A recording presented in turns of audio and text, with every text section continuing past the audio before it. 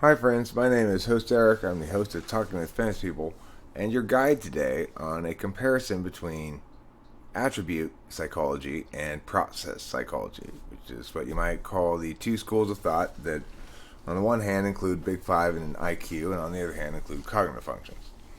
So, first, let's go down the attribute approach. That is to say, the Big Five and IQ approach. First, note that it's metaphorical. People don't actually have attributes that they carry around with them in any meaningful sense. Attributes are a metaphor that represents a habitual process of behaving in similar ways across time. So it's interesting that to note right off the bat that it takes a metaphorical approach to something that the attentional approach directly addresses. Number two, it's diagnostic. You're getting a score with an IQ or a Big Five that says you have this many points in conscientiousness, this many points in openness, agreeableness, etc., this many IQ points. Which is to say, you get a status from it. Whether or not that's a good thing or a bad thing, I'm not saying it's inherently bad to get some sort of diagnostic that, for example, your processes play out from an external observer's perspective as yeah, or from your self description as yeah. That's not inherently bad. However, you get to number three and you got the fact that it's normative.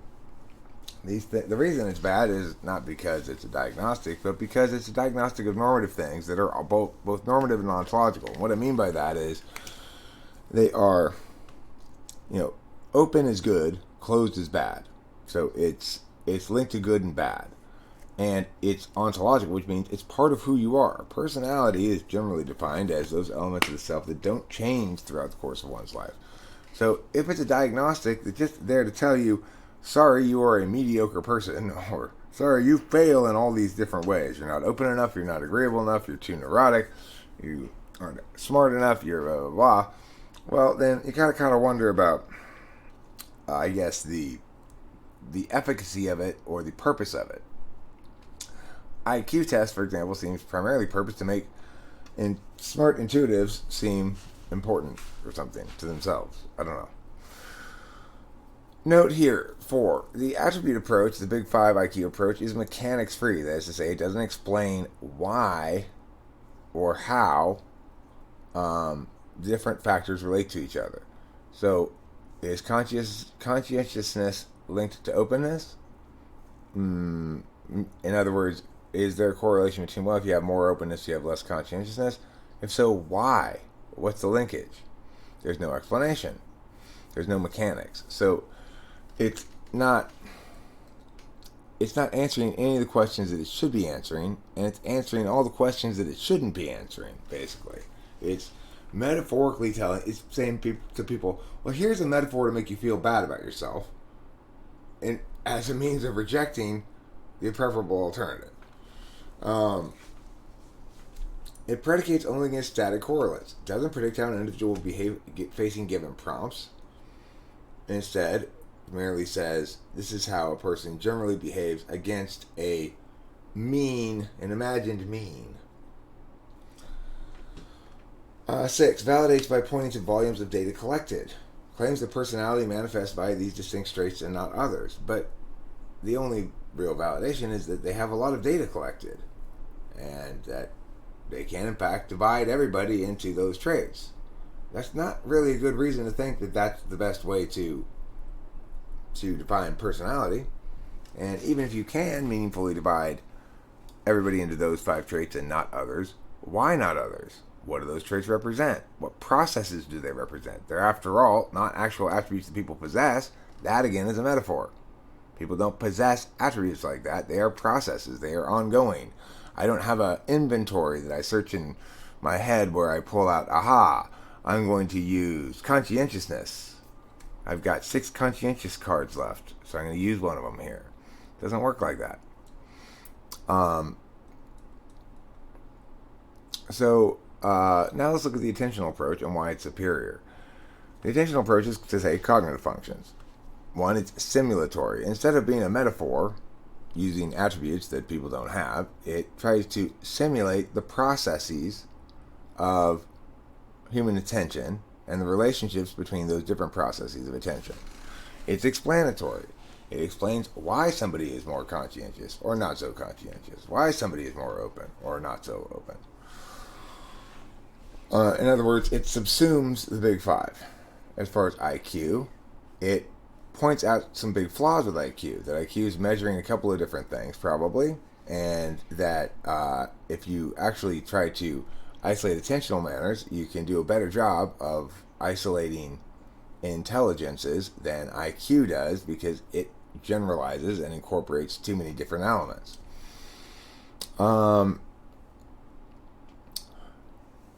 So what I mean by it's explanatory is it says the reason I'm not very conscientious is because I'm constantly being ideational. I'm live streaming, I'm making videos like this, I'm putting information out there because my primary cognitive function is a put function, and it's the word put function. It's extroverted intuition, it's not extroverted sensing. So naturally, I'm going to be spending a lot more time making new things than I am attending to my existing resources. I've got tons of documents I've already made, but of course I made this brand new today to make this video because that's what I felt like doing. Because it's my process habit, right? I'm habitually process attending to, hey, what's an idea I could make? What's some words I could say? What's some information I could put out there? I am not habitually in waiting mode, listening, receiving mode.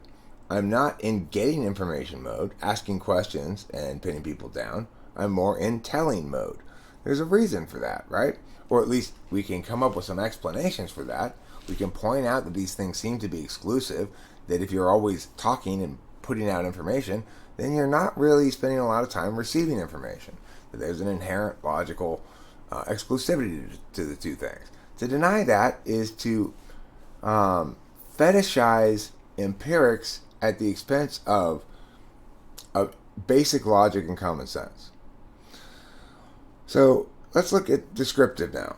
So it's actually descriptive of how people are. The fact is, you can reliably expect me to put a lot more information like this than you can expect me to spend time organizing it. So it successfully describes people in a way that doesn't attribute to them these metaphorical attributes. It's mechanically limited in logical, intuitive, and empirical ways. So we can say logically, obviously, if I'm making a mess, I'm not cleaning up. You can say intuitively, it's the case that if I know via the universal, then I'm going to not be attending to knowing via the particular. That there's an exclusivity in those two things because they clash, you know. The universal means not looking at it from a past perspective, but rather from an external perspective. So that would be sort of an intuitive understanding of NI-SI distinction. But also empirically, we know that in the brain there's this phenomenon called locality suppression, where when one part of the brain lights up, the areas around it go dimmer than normal. It's as though they're drawing energy from it. So we can see in the brain actual mechanics that, yes, there's a corresponding turning down of something when something's turned up. This accounts for the exclusivity or the inverse proportionality or the different relations in cognitive functions. Cognitive functions better explains human consciousness by a large margin than any other personality type explanation. Forget about the personality types. We're just talking about how do you explain why people have personalities at all? Why are they some way consistently and not all different ways all the time? Well, this explains it. And there really isn't anything else in psychology that does. Certainly none of these attribute approaches come close to explaining anything like this, with anything close to this level of effectiveness.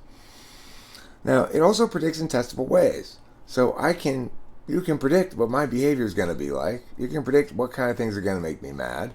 You can even sort of give me a heads up about those tests, and there's a decent chance I'm not going to be able to stop myself from being me. You can predict that I'm going to respond to things by parsing them out logically and saying this isn't rational enough, that this is based on your subjective and arbitrary considerations and not on things that are actually defensible linguistically. You can expect me to talk like this a lot, right? Why? Why do I talk like this and not like some other way? Well, you know, look at different ways that psychology might explain it. IQ people might say, well, because you've got a high IQ, Eric. Or, haters might say, because you got a low IQ, Eric, and you're trying to show off. I don't care if I have a high IQ or not. Somebody else might say, well, it's Eric's because you're deeply insecure and you're trying to prove that you're smarter than everybody else all the time. And you want to be right all the time. And you got a big ego. Somebody might say that. That'd be sort of a motivational approach, Somebody else might say, well, it's because you have genius ideas and you need to get them out because you know how important they are to the world and you care a lot about the world. Of course, all those things would be wrong, right? That's not why I'm doing this. Why do I do this? Because I'm an ENTP. By nature, I put information out there. It's my dominant cognitive function, which means I am habituated to paying attention to what new ideas and words I can put out there, or reframing or reinventing of existing ideas and words I can put out there to get my point across, to convince people that I'm correct about things, that it matters whether or not the words one makes and says are defensible, whether they win the point or not, that the truth, it can be determined like this, that discourse and dialectic are good things. These are all things you could easily predict from me, to repeat again and again and again. But even better would be applying this to somebody who doesn't know anything about cognitive functions. I can tell you how somebody's going to react to Mya if I know they're an ESTJ. I could set it up, test it, and prove it time and time again. No problems, The thing is, that's not something that Big Five or IQ can even begin to dream of doing. Because IQ might be able to say, if you don't have an IQ of this level, you're unlikely to solve this problem. But I think they would find it very difficult to predict that, actually. To get a clear number where they can say, this number's not going to be able to do this. We're much more likely to predict people's ability to, or, their style of response to something. When I argue Mya, this person will respond like this because of their cognitive function stack that makes perfect sense logically, that links in with itself, sort of as a tight package, that makes sense in terms of how we model systems in general, with the putting of information, the getting of information, and the receiving of information. Just like on the computer, when people put things into forms, they Google to get information, and sometimes they receive information they didn't seek, like a pop-up ad or something. Sometimes they receive information in the sense they're just listening to a song. They're just receiving that information. They're no longer seeking information. They're just in receiving mode, watching a video or something. So we know these things are real. We know these things are real distinctions. They matter. Now, these other metaphors that the Big Five and IQ are using, we don't know that these are real distinctions at all because, as I've explained, or will explain shortly, there's a serious problem with the way the attribute approach justifies itself, that in fact ends up invalidating itself when it doesn't mean to. So,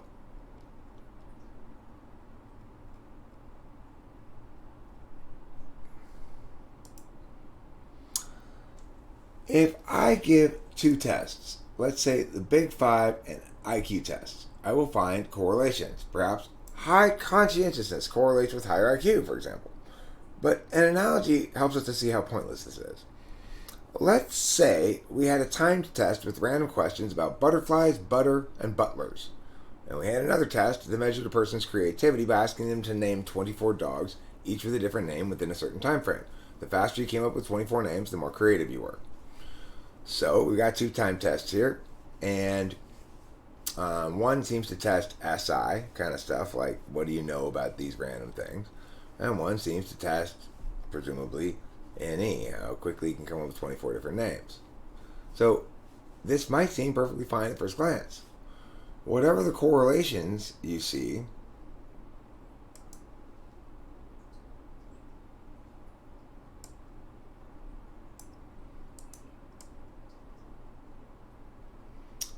though, there are inevitable patterns in data, and the arguments that we ought to afford them more significance than that are circular in justifying their claims that the linkages are anything more than meaningless noise.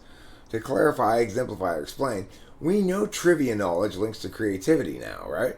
The data shows a statistically significant linkage beyond the reasonable possibility of random factors. In actuality, though, that's what it seems like when you do this test, right? In actuality, though, a bait and switch has occurred. You're promised a metal detector, you're given a device that beeps at things. Some of the things it beeps at are metal, and some of them are wood or paper or cotton. When you point to the cotton, you're told, well, it's metal, the detector beeped. When you then claim that beeping correlates with strong building materials, you point to cotton as a good example of a strong material, since it's metal and metal is strong. The detector is right, cotton is metal. The statement is right, metal is a strong building material. The conclusion is right, cotton's a good building material.